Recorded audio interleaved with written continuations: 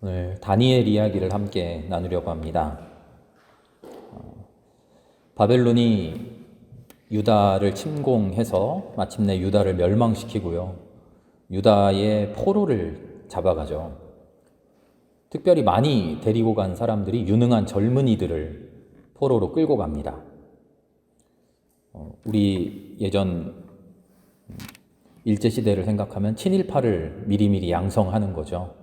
유능한 아이들을 데리고 가서 바벨론의 언어를 가르치고 바벨론의 문학을 가르치고 바벨론식으로 이름도 새로 지어주고 왕이 내려주는 좋은 음식 먹게 하고 좋은 옷 입게 하고 왕실에서 살게 하면서 아예 바벨론 사람으로 이제 만들려는 것입니다. 그때 끌려갔던 소년 중에 하나가 다니엘이죠. 시간이 흐르고 흘러서 이제는 다리우스 왕 때가 됐습니다. 무슨 일인지 다니엘이 매우 출중했나 보죠. 승승장구하면서 나라의 최고 지도자의 자리에까지 오르게 됩니다. 모든 관리들 맨 위에 3정승을 두었는데 그중 한 정승이 된 것이죠. 다른 모든 사람들이 시기 질투합니다. 모함하려고 합니다. 우리로 치면 정통파도 아닌데, 우리 정통파도 아닌데 저기 포로로 끌려온 놈이 우리를 다스리는 최고 자리에 올라가니까 미워하고 질투하고 그런 일이 생겨났죠. 다리우스 왕은 왜 다니엘을 중용했을까요? 다리우스 왕은 사실 정통 바벨론 사람이 아닙니다. 유다를 멸망시킨, 이스라엘을 멸망시킨 느부갓네살 왕, 그 왕의 아들 벨사살 왕. 이 벨사살 왕이 폭정을 거듭하니까 페르시아가 침략을 해서 페르시아가 벨사살 왕을 살해하고 꼭두각시 왕을 세웁니다. 유다 포로를 해방시켜서 포로 귀환을 시켜준 왕 이름 기억나시나요? 고레스 왕, 페르시아의 고레스 왕. 이 고레스 왕이 바벨론을 함락시킨 왕인데요. 자기의 삼촌인 다리우스를 꼭두각시 왕으로 바벨론의 왕으로 삼은 거예요. 그러니까 이 다리우스 왕은 정통 바벨론 사람도 아니에요. 바벨론으로 외부 사람이 바벨론으로 와서 메대 사람이라 그러는데요. 메대 사람이 갑자기 바벨론의 왕이 된 것이죠. 그러니까 정통 바벨론 사람 혹은 끌려온 사람 아무 상관이 없는 거죠. 잘난 사람, 일 잘하는 사람 이제 중용을 하는 겁니다. 바벨론의 전통과 아무 상관없이 이 다니엘을 포로로 끌려왔던 다니엘을 최고 정승 중에 한 명으로 삼은 거죠. 다니엘 그렇게 다리우스가 왕이 되고 나서 많은 신하들이 그에게 새로운 법을 하나 만듭시다 그렇게 이야기를 하죠. 오늘 말씀을 들어보니까 30일 동안 왕 말고는 어떤 신에게도 간구하면 안 된다. 어떤 신이나 어떤 인간이나 누구에게도 무엇을 간구하고 간청하면 안 된다. 기도하지 말라는 거죠. 섬기지 말라는 거죠. 이런 금령을 반포합니다. 아마 다리우스 왕은 혹했을 거예요. 이 바벨론엔 아무 근거가 없는 내가 와서 나의 왕의 권력을 확실하게 하는, 권력이 탄탄하다는 것을 보여주는 좋은 기회다 이렇게 생각했을 것이죠. 그러나 사실은 그 금령 뒤에는 속셈이 있었죠. 다니엘을 몰락시키기 위한 그런 법이었던 것이죠. 다니엘은 어떻게 합니까?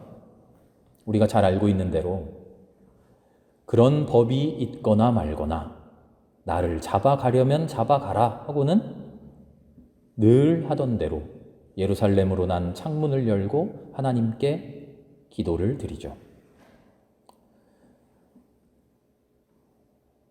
몰래 한 게 아니니까요. 누구나 다 볼 수 있게, 누구나 다 알 수 있게. 그래서 잡혀가죠. 사자굴에 던져집니다.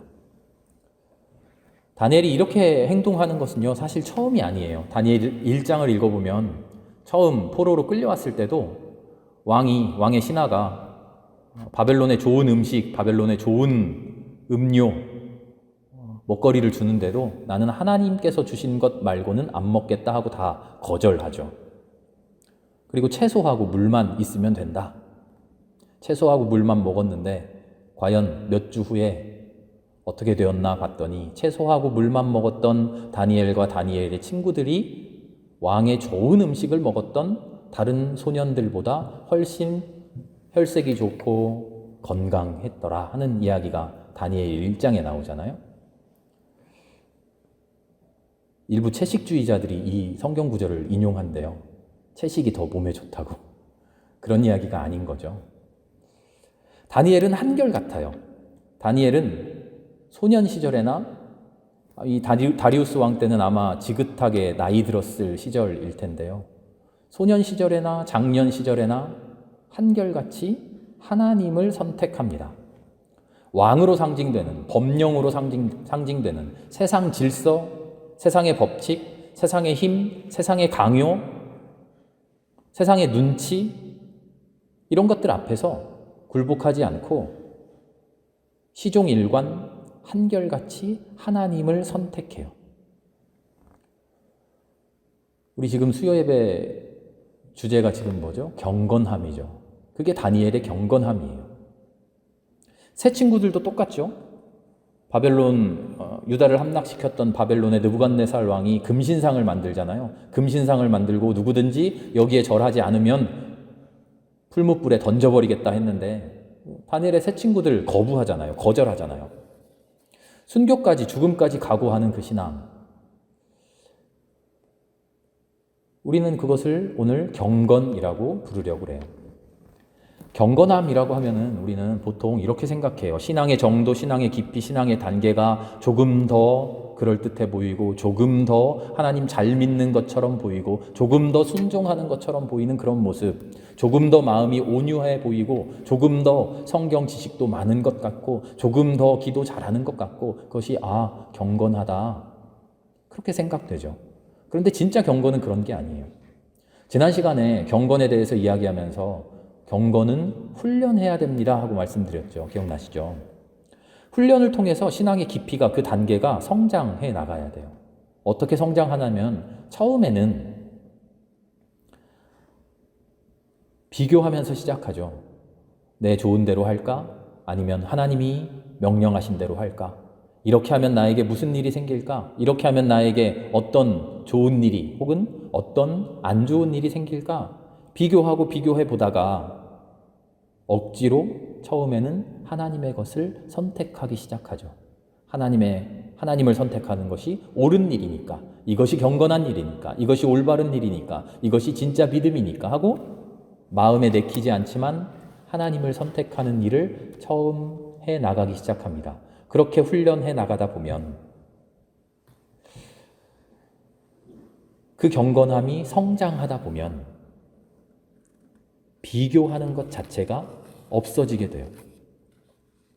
하나님의 것이 좋아서, 하나님의 것을 선택하니까 나에게 축복이 와서, 내가 하나님의 은혜를 받아서, 내가 기뻐져서, 그래서 하나님을 선택하는 게 아니라 다니엘과 그 친구들이 보여주는 것처럼 그저 하나님을 선택하는 삶의 지경에 이르게 되는 것이죠.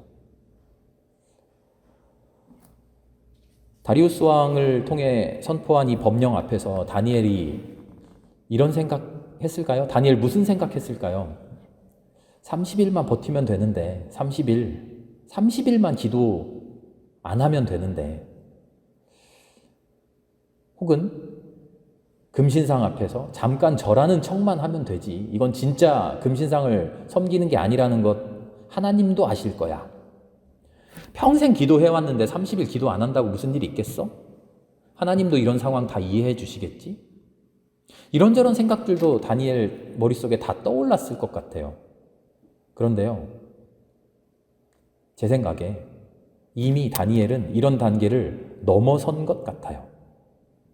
처음에는 그런 비교와 그런 생각들 했겠죠. 그런 생각하면서, 그런 비교하면서 억지로 하나님을 선택했겠죠. 억지로 하나님을 선택하는 것이 올바른 일이야. 나에게 안 좋은 일이 생기더라도, 나에게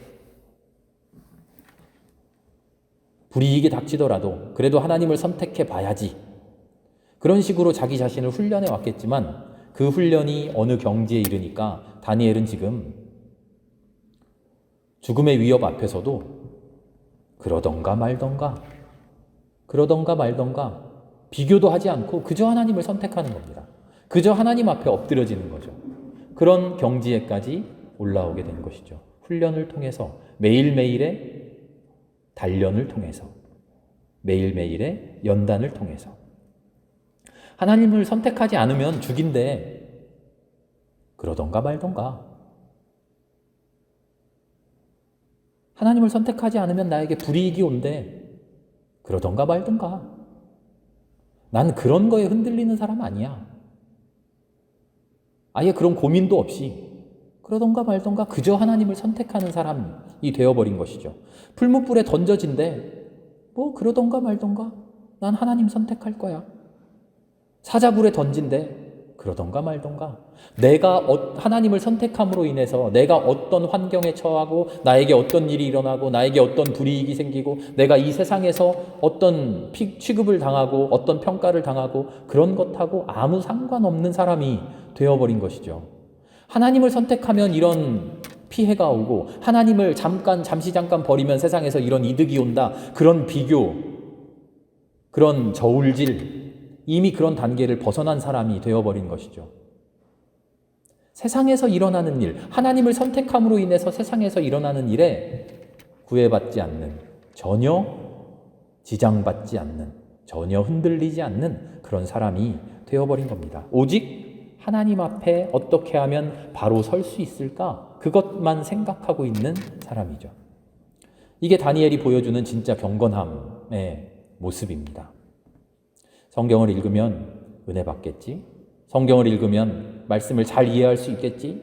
기도를 하면 하나님의 응답 받겠지? 찬양을 하면 내 마음이 평안해지겠지? 선행을 하면, 봉사를 하면 하나님께 이런저런 은혜 받겠지?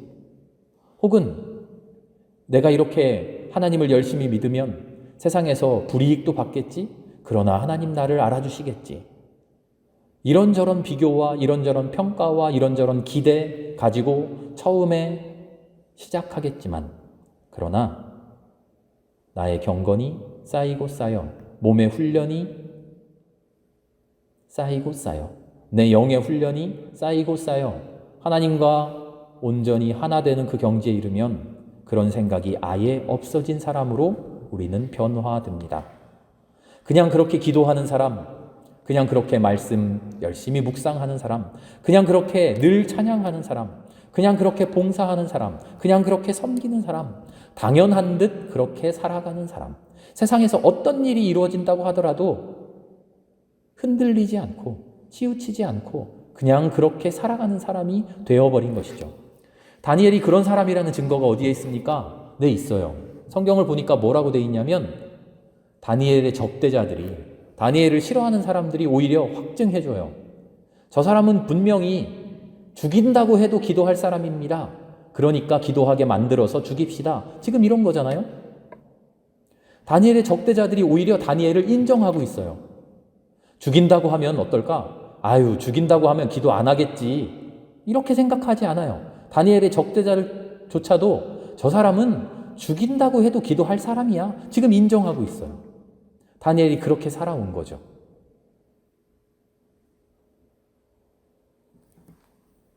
우리는 어떤 사람일까요? 우리를 보며 저 사람은, 저 집사님은, 저 권사님은 이런 일이 있어도 하나님 기도할 사람이야. 이런 일이 있어도 하나님 섬길 사람이야. 이런 일이 생겨도 꿈쩍도 안 하고 하나님 찬양할 사람이야. 우리는 그런 평가 받고 있습니까? 물론 세상의 평가가 중요한 것 아니지만 하나님 우리를 보시면서 그래, 세상 모든 일에 흔들리지 않고 나를, 하나님을 온전히 바라보고 있구나. 하나님이 그런 믿음 가지고, 하나님이 그런 확신 가지고 우리를 흐뭇하게 바라보실 그런 사람들이 되어 있습니까? 사자굴에 던져진 다니엘이 과연 아무런 해도 입지 않죠. 하룻밤을 다 잘 지내고 나서 사자굴 문을 열고 다시 들여다보니까 다니엘이 멀쩡하잖아요. 그랬더니 다리우스 왕이 오히려 하나님을 찬양하기 시작합니다. 야, 보아라. 이 다니엘이 섬기는 하나님이야말로 진짜 하나님이다. 내가 법을 만들어서 다시 조서를 써서 온 세상 사람들이 하나님을 찬양하도록 명령해야겠다. 하나님 진짜 권세 있는 분이다. 하나님 대단하다. 모든 사람 하나님 섬겨라. 다리우스 왕이 이렇게 설레발칩니다. 그러나 세상이 그렇게 됩니까? 법령으로 강제한다고 하나님이 영광 받으시는 그런 분입니까? 억지로 찬양한다고 찬양 받으시는 분입니까? 다니엘 뭐라고 말하는지 들어보세요. 다니엘은 이렇게 이야기해요. 21절 이하에 나오는데요. 보십시오. 하나님 이렇게 대단하십니다. 하나님 나를 살려주셨습니다. 여러분들 하나님을 믿으십시오. 하나님이야말로 위대하십니다. 이런 이야기 전혀 안 하고요. 뭐라고 말하냐면 아 그래요? 하나님이 하셨겠죠. 하나님이 살려주셨네요. 내가 죄가 없었나 봅니다. 다니엘이 사자에게 찢겨 죽었더라면 다니엘 뭐라고 말했을까요? 상상입니다만 저는 이렇게 다니엘 말했을 것 같아요. 아, 내가 과연 죽었군요. 세상에서의 삶이 여기가 끝이었나 봅니다. 지금까지 하나님만 선택하고 하나님을 믿고 살아올 수 있게 해주신 하나님 감사합니다. 마지막까지도 하나님을 섬길 수 있는 모습을 끝까지 보여줄 수 있게 인도해 주셔서 감사합니다. 다니엘 아마 이렇게 고백하지 않았을까요?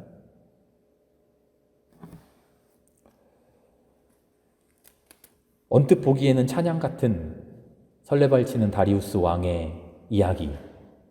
우리에게는 그런 경건이 필요한 게 아니라 다니엘의 묵묵한, 다니엘의 덤덤한, 그러나 무슨 일이 생기더라도 그저 하나님을 믿고 나에게 어떤 일이 닥치더라도 하나님이 해주시는 것 신뢰하고 하나님만을 그저 바라보고 있는 이런 모습이 우리에게 있어야 할 줄 압니다. 우리도 그런 경건의 사람 될 수 있기를 바랍니다. 처음에는 열심히 훈련해야 합니다. 의식적으로 훈련해야 됩니다. 마음을 훈련하고 몸을 훈련하고 기도의 훈련을 하고 억지로 말씀을 묵상하고 억지로 말씀을 읽고 억지로 기도하고 억지로 주님 앞에 앉아있는 연습을 해야 됩니다. 그렇게 훈련하며 경건의 길로 나의 삶을 방향 지워 놓으면 나도 모르는 사이에 모두가 인정해주는, 심지어 원수들까지도 인정해주는, 저 사람은 하나님밖에 몰라. 무슨 일 있더라도 하나님 섬기는 사람이야. 그런 이야기를 듣는 그런 경건의 사람이 우리 모두가 되어 있을 것입니다. 비교하여 선택하는 하나님이 아니라 당연한 듯 따르는 하나님, 당연한 듯 주님께로 나아가는 사람, 그런 경건의 사람들 저와 여러분 모두가 될 수 있기를 기도합니다. 함께 기도합니다. 주님 감사합니다. 사자굴 앞에서 다니엘은 아마 사자굴을 신경도 안 썼을 것 같습니다. 불타는 풀무불 앞에서 다니엘의 친구들 역시 그 불이 얼마나 뜨거운지 얼마나 무서운지 신경도 안 썼을 것 같습니다. 다만 그들이 신경 썼던 것은 내가 섬기는 하나님, 내가 하나님 앞에 온전히 있느냐 없느냐 그것만을 바라보았던 것 같습니다. 주님, 우리도 그런 사람 되기를 바랍니다. 세상의 것과 주님을 바라보며 비교하며 그렇게 주님을 선택하는 사람이 아니라 세상에 어떤 것이 있다고 하더라도 신경도 쓰지 않고 그러든지 말든지 나는 하나님을 선택한다. 나는 하나님을 바라본다. 나는 하나님을 찬양한다. 나는 하나님 앞에 기도한다. 나는 하나님의 말씀을 묵상한다. 그렇게 주님과 함께 있다. 그렇게 살아가는 우리 모두가 되게 하여 주시옵소서. 우리 힘으로 되는 것 아니오니 성령이여 함께하여 주시옵소서. 모든 말씀 예수님의 이름으로 감사하며 기도합니다. 아멘.